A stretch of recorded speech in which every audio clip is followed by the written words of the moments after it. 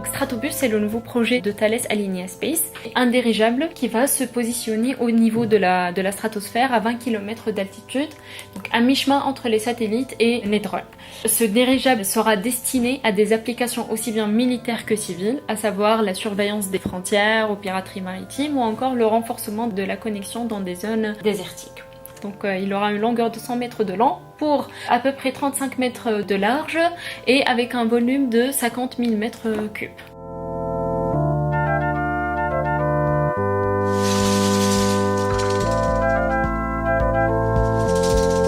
L'école des mines est l'un des partenaires de Thales Alenia Space sur ce projet, d'où l'objectif de ma thèse qui consiste à répondre à des questions de performance, de stabilité et surtout de conception de ce ballon. Donc à travers nos outils, à moindre coût, l'idée c'est de regrouper tous ces outils-là dans une soufflerie numérique.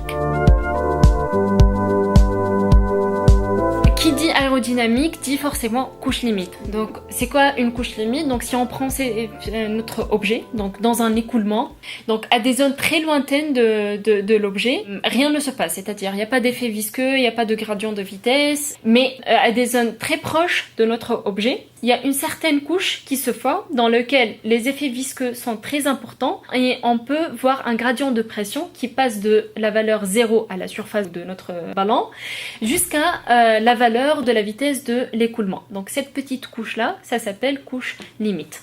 Elle est très importante dans l'aérodynamique parce que c'est à son niveau que tous les phénomènes de turbulence, etc. vont se passer. Donc ce qui est important, c'est de bien mailler cette couche limite pour pouvoir par la suite avoir des résultats cohérents.